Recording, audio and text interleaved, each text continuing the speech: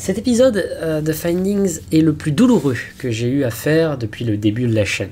Parce qu'en effet, je vais devoir être obligé pour parler du sujet d'aujourd'hui, une chaîne qui serait la suite de la web-série Srimari qu'on avait déjà traité dans un Findings précédent. Une chaîne extrêmement intéressante, mais pour pouvoir la traiter, je vais devoir être obligé de passer par l'une de mes créations les plus éthiquement discutables. En effet, pour mieux comprendre l'ARG dont il sera question aujourd'hui, il faut passer par la dure étape, la très difficile étape qu'a été pour moi Henry's Journal.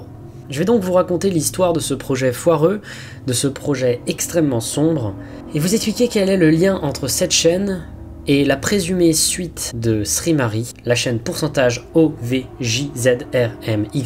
Vous inquiétez pas, le titre, on va bientôt le décoder. Donc prenons un ton beaucoup plus confession pour vous parler un peu du projet que je regrette le plus, le projet Henry's Journal. Alors pour ceux qui ne le savent pas, ma chaîne YouTube n'est pas la seule chaîne YouTube que je possède. Je possède en effet bien une douzaine d'autres chaînes qui sont utilisées pour faire des projets artistiques vraiment stand-alone ou des ARG. J'en ai parlé probablement parfois nulle part, ou parfois brièvement j'en ai fait allusion, que ce soit dans des images subliminales, dans des épisodes de Findings, ou vite fait je les ai présentés à des gens sur mon Discord. Mais là je vais casser un peu l'immersion qui avait un peu disparu. Henry's Journal. Le projet de Henry's Journal était à la base de faire de la prévention pour les maladies mentales, pour les problèmes de santé mentale. Montrer en quoi la solitude, la dépression et généralement la paranoïa non supervisée par des gens proches peut mener des gens à leurs extrêmes et à leurs côtés les plus sombres. Cette sorte de prévention se mettait sous la forme d'une chaîne de vlog d'un très gentil Henry qui nous racontait sa vie et qui soudainement se découvrait un public beaucoup plus élevé que ce qu'il pouvait imaginer. En effet, il faisait seulement son journal pour lui et quelques autres personnes, mais finalement il se retrouvera à avoir toute une communauté d'à peu près 50 personnes qui le suivra. Au fur et à mesure des vlogs, Henry devient de plus en plus paranoïaque. Il commence à parler d'hallucinations, il révèle beaucoup de choses sur sa vie, le fait qu'il vit tout seul dans une maison, qu'il a 19 ans, sa mère est morte, il vit dans la maison de sa mère, il n'a pas de travail et il ne peut pas travailler. Le personnage vit dans une solitude incroyable et il essaye de se trouver une passion, de se trouver un passe-temps, et ça passe par les vidéos et la musique qu'il aime bien faire. Alors pour ceux qui connaissent bien mon histoire, vous pouvez voir qu'il y a quelques parallèles que l'on peut créer avec moi et ce personnage, et c'est pas anodin. Ce que j'ai toujours pas révélé vis-à-vis de ce projet, c'est que il a été un peu le reflet de certaines de mes pulsions les plus sombres et les plus négatives dans la pire période de ma vie en fait. Ce projet a été fait et a été arrêté littéralement 2-3 jours avant que je fasse mon hospitalisation de 1 mois et demi. Donc il y a énormément de choses qui étaient dites et pensées et mises en scène par le personnage de Henry qui finalement étaient des manifestations de pulsions sur le moment, des pulsions notamment suicidaires qui étaient énormément présentes à l'intérieur. Donc je regrette ce projet parce que éthiquement c'est une très mauvaise idée de représenter quelqu'un qui est suicidaire et de mettre une attache émotionnelle sur ce personnage, même si les gens qui suivent l'histoire sont au courant en fait que c'est une mise en scène. Mais on va dire que je dédouane un peu mes responsabilités dans le fait que au final il y avait une grosse partie qui était très autobiographique et beaucoup d'émotions que je transmettais de manière très vraie. Néanmoins c'est un projet que je regrette énormément. Alors pourquoi déjà de 1 il n'est pas disponible? Pourquoi le nom de la chaîne a changé? Pourquoi est-ce que je le regrette autant? Et bien tout cela se fait en un live stream qui est parti en couille.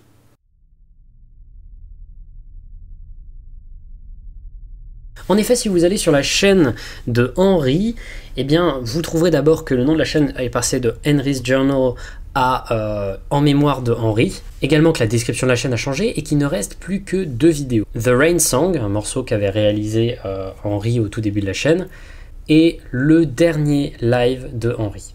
Avant ce live, il y en a eu un autre, qui s'est passé littéralement une dizaine de minutes avant ce live.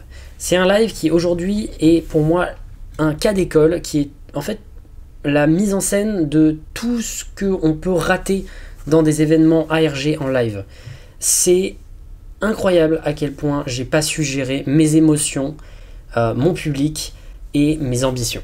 L'objectif de ce live était de montrer en quoi, dans la vie, des gens qui peuvent avoir des pulsions suicidaires, ça peut arriver à n'importe quel moment, même quand ils semblent aller au mieux. Donc le 8 septembre 2018, Henry démarre un live qui s'appelle Stream 2 Don't See Me. Il dit très très vite, de but en blanc, qu'il a envie de se suicider, qu'il a envie de tout finir, et que s'il n'y a pas un certain nombre de personnes qui viennent sur le live pour lui montrer qu'il a de l'intérêt et que des gens ont de l'intérêt pour lui, il se suicidera. Why should I listen to you? You're just 7 random people. C'est ultra fucked up comme concept. C'est une très mauvaise idée. Éthiquement parlant, c'est très mauvais de ma part. C'est une métaphore qui est mal transmise. J'ai horreur de ça. Et donc, en prenant toutes ces mauvaises idées d'un coup, qui ont certes donné une expérience plutôt traumatisante pour les gens qui ont suivi le live, mais de toutes les pires manières possibles, eh bien, c'est mêlé en fait une trop soudaine réussite du concept, en fait. Et un dépassement du concept, en fait. Le truc, c'est que comme je vous l'ai dit, à l'époque, je vivais beaucoup ce personnage, et j'ai très vite commencé à avoir un comportement qui faisait très vrai.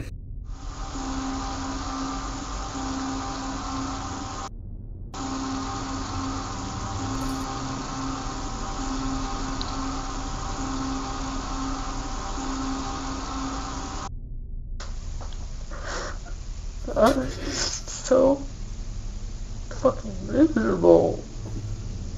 Et à ça, c'est fait qu'un de mes amis, youtubeur, a partagé sur Twitter et sur YouTube le lien du live stream pour juste que le personnage de Henry ne se tue pas. Alors, il a eu raison de faire ça sur le moment parce que concrètement le personnage était en train de partir en couille, mais il a aussi créé l'un des moments les plus stressants de ma vie. Bravo Aube.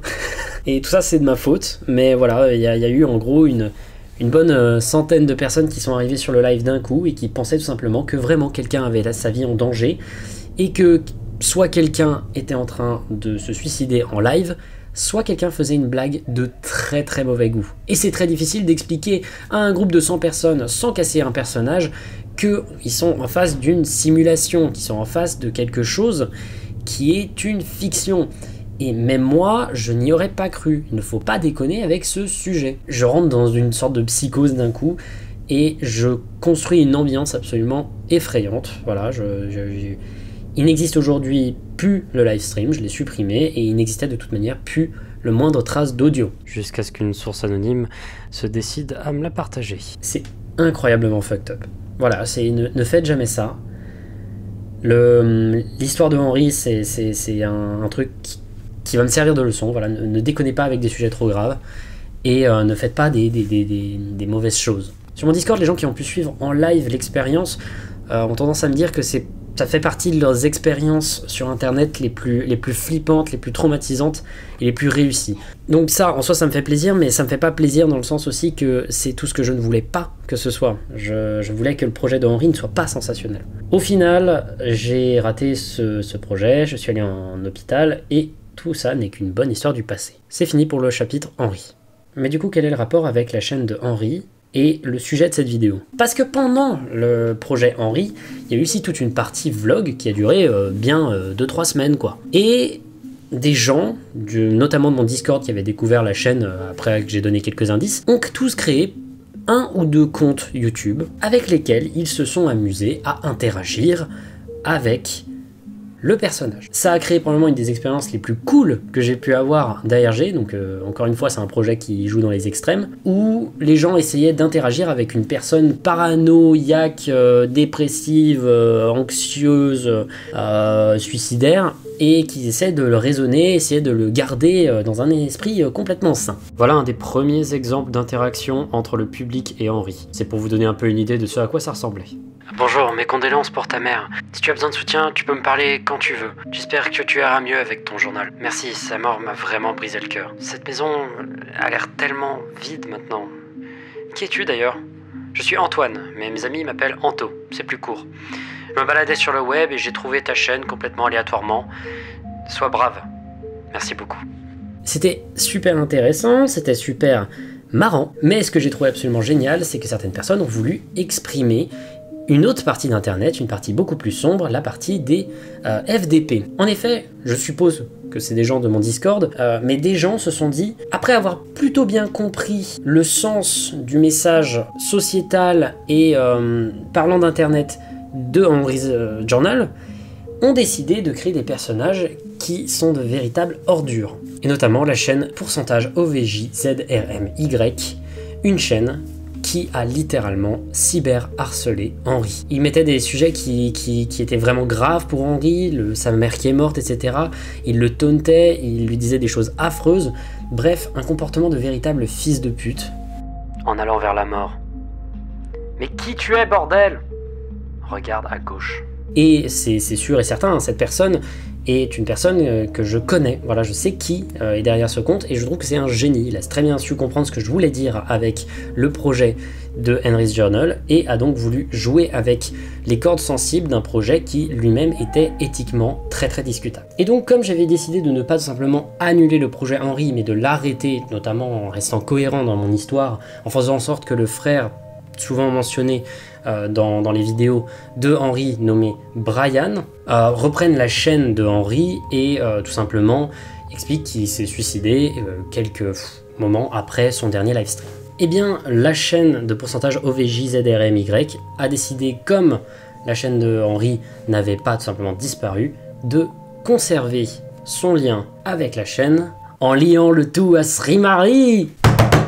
Ok, la chaîne pourcentage OVJZRMY, t'inquiète pas, on va bientôt traduire ce charabia, poste il y a un mois, quelques temps avant de poster une série de vidéos Go to Hell sur le dernier livestream de Henry. Un livestream qui avait commencé 10 minutes après le livestream du désastre et qui était là pour un peu pour rassurer les gens qui avaient participé à l'expérience. Le message Go to Hell, va en enfer, c'est un message hyper violent et qui arrive des mois après un projet d'ARG fini. Ça ne pouvait que dire que la personne qui était derrière le compte, que d'ailleurs je connais, allait très vite faire quelque chose. Le même mois où il a posté ces vidéos, l'adresse email à l'origine de Srimari, c'est-à-dire nobody@laposte.net, la première à avoir partagé le lien de la chaîne, envoie plusieurs mails à plusieurs créateurs, et il n'y a pas moi dans les créateurs d'ailleurs, notamment par exemple Jkill et Aube, un mail avec la description de sa chaîne. Je suis pourcentage OVJZRMY. Il y a des fantômes. Essaye de sauver des gens. Jette un regard à gauche. Sarah, croix. Henry, croix. Brian, croix. Et ensuite 3 ronds à la verticale. C'est une description très cryptique, beaucoup plus cryptique que celle de Srimari qui expliquait justement beaucoup la chaîne. Mais une chose est sûre, cette chaîne est liée à Srimari. En effet, l'adresse email nobody@laposte.net est bel et bien liée entre les deux. Nous avons donc quelqu'un qui utilise l'histoire de Henry qui est totalement terminée, qui la lie à Srimari et qui en plus de ça bosse visiblement avec les gens derrière Srimari. Donc ça nous donne un peu une preuve que les gens derrière Srimari sont des gens de mon Discord. Dans ce cas là je trouve ça génial. Mais en plus de ça, la chaîne pourcentage OVJZRMY, franchement, elle est vraiment pas mal. Toutes les vidéos de cette chaîne ont été postées le 20 février 2019. On décompte en tout 16 vidéos et avec un titre composé de 1 à 2 mots. À la différence des vidéos de Srimari, par contre, là, les dates ne sont pas données au début des vidéos, mais elles sont données dans les descriptions des vidéos. Et tout comme Srimari, elle raconte une histoire assez sordide à travers des séries de fichiers audio, vidéo et photos, tous très cryptiques. Mais d'abord, qu'est-ce que c'est que ce nom de chaîne? Alors, ça m'a mis un temps fou à trouver, en fait, ce que voulait dire le nom de la chaîne.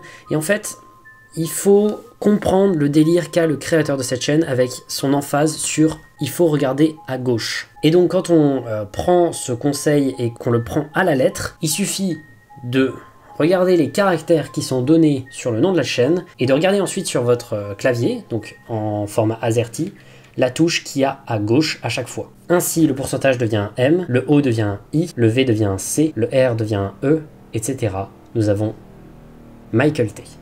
Alors déjà, nous avons 2 informations ici. D'abord, il y a un personnage qui s'appelle Michael T, mais ça, c'est pas quelque chose qui va être très caché, ça va très vite arriver, mais c'est très intéressant d'avoir déjà l'idée que le nom de cette chaîne soit celui de Michael, mais également c'est fait avec un clavier AZERTY, nous donnant donc la preuve que dans l'univers de Srimari, il y a une grande francophonie. Je ne comprends en revanche toujours pas pourquoi ils parlent tous en anglais, et c'est donc peut-être, comme certaines personnes ont pu me dire, la possibilité que ce soit dans des pays canadiens, notamment dans les provinces du Québec, où se côtoient français et anglais régulièrement. Je suis pas certain, pour moi c'est juste quelque chose qu'il faut un peu élucider. Et vous allez voir, j'ai beaucoup moins d'informations sur cette partie du mystère de Srimari que sur Srimari lui-même. Non pas parce que c'est plus dur, je trouve même que cette fois-ci ça a été plus simple à déchiffrer, mais tout simplement parce que je préfère vous encourager à aller y jeter un coup d'œil après pour aller vous-même essayer de faire des liens entre Srimari et cette chaîne. Et pour ceux qui ne savent pas encore une fois de ce que c'est que Srimari, allez voir le findings à propos de Srimari. Il est vachement sympa, hein, c'est un des plus longs. Regardons donc un peu brièvement toutes les vidéos de manière non exhaustive parce que il y a beaucoup de choses que j'ai pas tout à fait toujours compris. Nous savons en tout cas pour l'instant qu'il y a un personnage, un certain Michael T. Vous allez voir qu'à la fin on n'en aura pas vraiment d'autres personnages, en tout cas pas d'autres prénoms. La première vidéo, Sea, qui signifie littéralement océan, montre quelqu'un qui filme une maison. Elle est datée du 1er janvier 2011, et la personne qui filme la maison dit doucement dans une voix chuchotée très très effrayante pour le coup, « I see you » en boucle, ce qui signifie « je te vois ». À la fin, il semble s'enfuir en courant de la situation dans laquelle il était.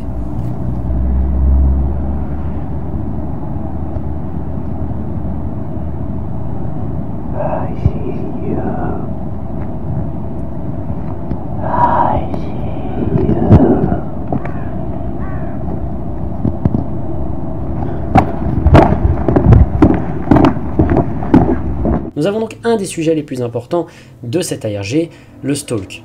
Je pense que cet ARG raconte l'histoire d'un stalk qui s'est conclu en un meurtre, tout comme Srimari. Mais je pense qu'il est important d'expliquer en gros ce qui est transmis par les vidéos, parce que si le Srimariverse continue, il y a peut-être des possibilités pour qu'il y ait des interactions entre les chaînes. La vidéo qui suit, Window, datée du 2 janvier 2011, est l'enregistrement d'une maison qui semble être la même que dans la vidéo Sea, mais de jour et avec des bruits de bébés en arrière-plan.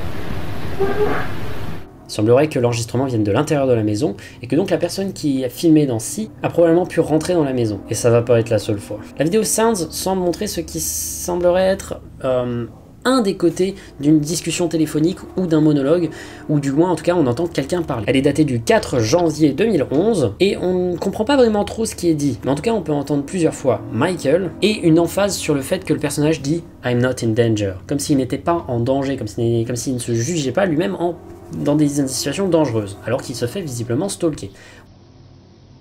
I'm not in danger. I'm not in danger. Oui, en effet, je pense que Michael n'est pas le détenteur de la chaîne, mais que Michael est la personne qui s'est fait stalker. Je vais vous expliquer très vite où je veux en venir. La vidéo qui suit, Hot, qui signifie chaud, datée du 5 janvier 2011, montre le même perso que Sea. On le reconnaît à sa respiration très forte, avec toujours la même vibe très très creepy.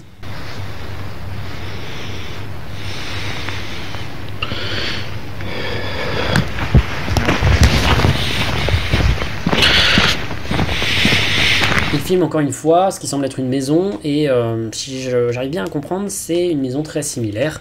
Donc encore une fois, on a une preuve de ce qui est un stalk. On pourchasse ensuite avec Echo, daté du 7 janvier 2011, avec toujours le même message, hein, I'm not in danger, I don't trust the police, donc je ne suis pas en danger, je ne crois pas en la police. Et j'ai vraiment l'impression, en écoutant la vidéo Echo, d'entendre quelqu'un qui a des problèmes de solitude. On l'entend dire I need attention, it's so fucking hard. Il semblerait donc souffrir de solitude et en plus d'être la cible de stalk.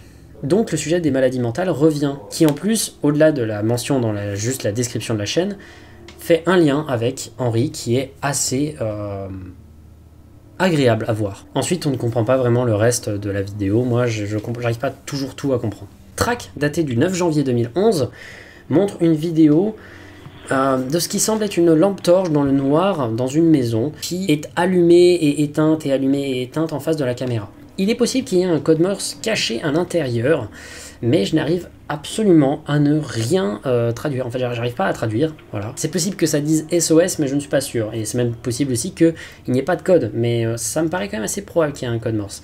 En revanche, ce qui est important, c'est la vidéo qui suit, et comme pour Srimari, on a la même dynamique. où deux vidéos se répondent et donnent un sens à l'autre. Friture, datée du 9 janvier 2011, est une vidéo qui est publiée du même point de vue. La caméra est placée donc dans ce qui semble être une armoire et que la personne qui est filmée sans sa connaissance.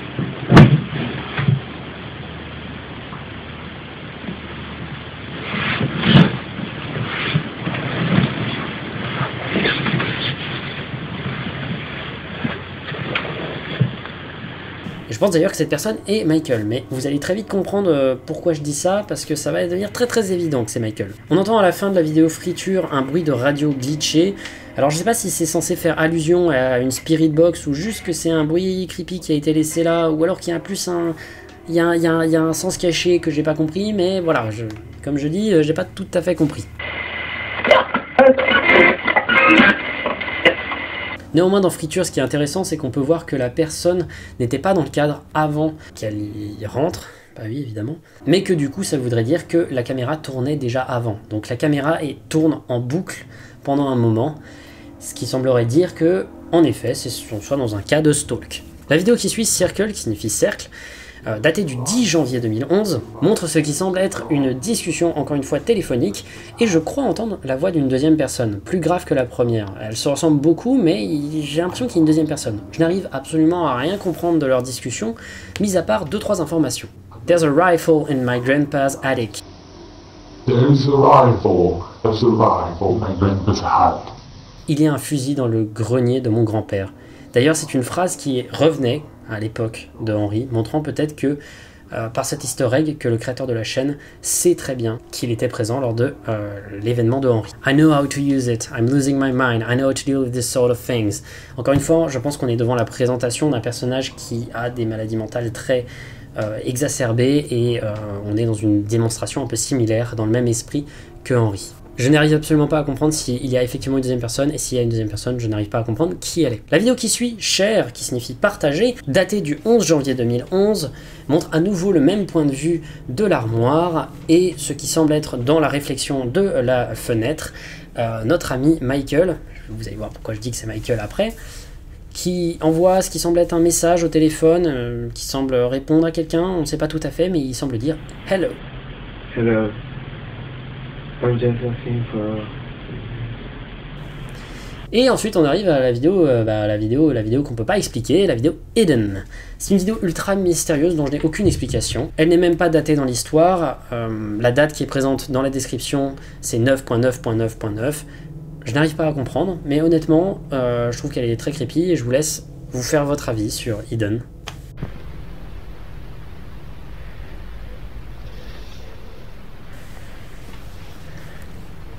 La vidéo qui suit, chat, qui signifie discussion. Alors ça pourrait être aussi chat en français, mais moi je pense pas. C'est une discussion entre des gens, etc. On peut entendre des rires plusieurs fois, et même à un moment quelqu'un qui semble dire de ouf. Mais sinon, j'arrive pas tout à fait à comprendre ce qu'elle apporte, et même j'arrive pas forcément trop à comprendre les mots qu'on entend. Mais en tout cas, il y a des rires, il y a une discussion qui est très casual. Donc ça fait du bien dans un truc aussi effrayant et au sujet lourd. Ensuite, la vidéo Difference, ou Différence, datée du 14 janvier 2011, montre à nouveau le point de vue de l'armoire avec un léger changement, si j'ai bien compris. Donc quelqu'un aurait pris la caméra entre les deux dernières vidéos qui montraient le même point de vue de caméra. On peut voir la personne qui est stalkée, donc appeler quelqu'un, et elle dit « Michael.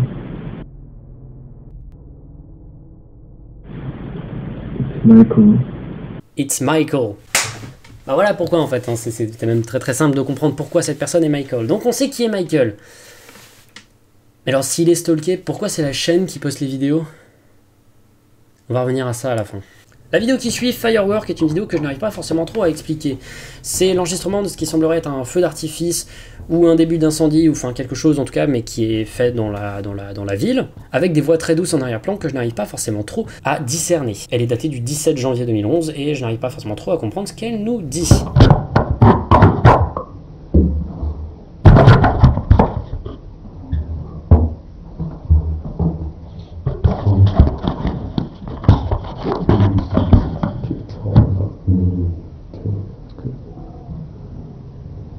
Escape, daté du 18 janvier 2011, qui signifie sortie, montre le même point de vue donc de caméra, hein, de celui de l'armoire, avec la voix qui revient de See, qui dit I see you. Donc on a donc la preuve que le stalker de la vidéo See revient dans la vidéo Escape.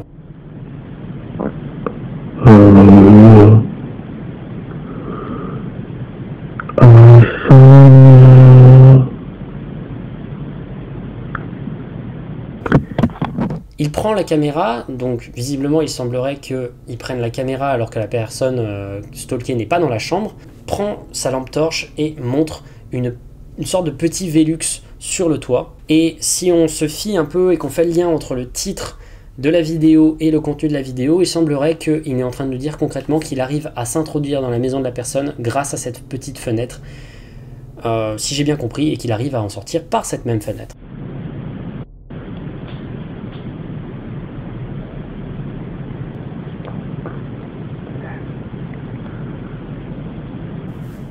Il montre ainsi qu'il a absolument tous les droits sur la personne qui est stalkée. Et c'est la vidéo Purge, ou Purge, datée du 21 janvier 2011 qui suit, qui nous expliquera les issues tragiques de ce stalk. On peut entendre quelqu'un qui vit sa vie, quand soudain il semble avoir un moment de manie, de folie, en disant non, non, non, non, non, et coup de feu.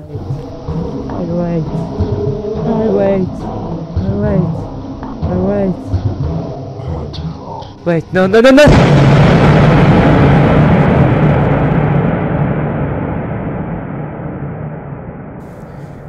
Je pense que là c'est clair que Michael est mort. Et la vidéo qui suit, Dead Body, donc qui signifie cadavre, vient nous confirmer que c'est le cas. Daté du 1er février 2011, on y entend le son de quelqu'un qui semble déplacer un sac sur le sol, donc à mon avis ce qui semblerait être un body bag, donc un sac poubelle dans lequel on met un cadavre. Il se met à courir et dit la dernière phrase que l'on peut entendre d'une voix, « Shit ».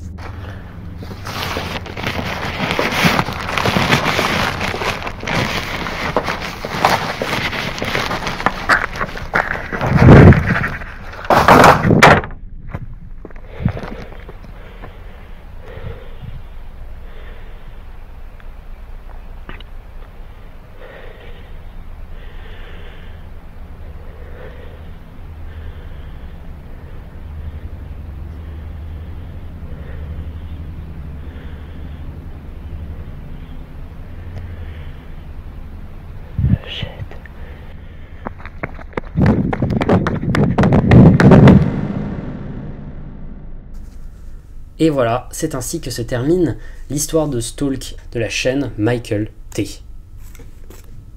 Mais du coup, pourquoi la chaîne s'appelle Michael si celui qui possède la chaîne ne s'appelle pas Michael, visiblement? Ça semblerait être un stalker, ça fait pas sens. Est-ce qu'on s'est pas complètement trompé de A à Z? Ben moi, je pense que non. Vous vous souvenez de Henry, le personnage qui avait la chaîne pourcentage OVJZRMY, donc Michael T. Qu'est-ce qu'il faisait? Il s'amusait à harceler notre ami Henry. Quel est le point commun entre Henry et Michael? Leur maladie mentale et leur solitude. Les deux ont le même schéma. Les deux ont le même profil. Et si Henry et Michael étaient morts à cause de ce stalker?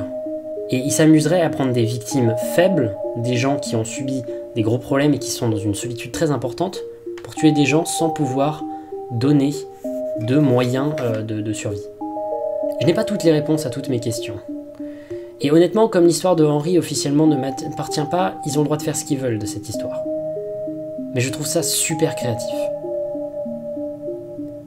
Comme vous avez pu le remarquer, il y a énormément de zones d'ombre qui restent dans cette histoire et dans ces affaires. Je vous invite énormément à aller sur la chaîne de Michael T. et à poser un maximum de questions sur la dernière vidéo Dead Body. En effet, tout comme pour Streamery, les commentaires sont ouverts dans la dernière vidéo, et sur cette même vidéo, l'uploader est très réactif.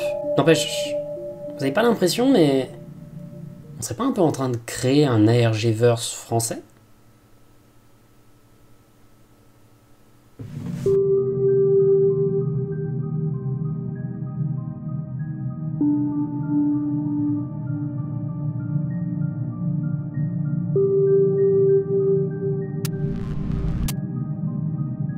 you.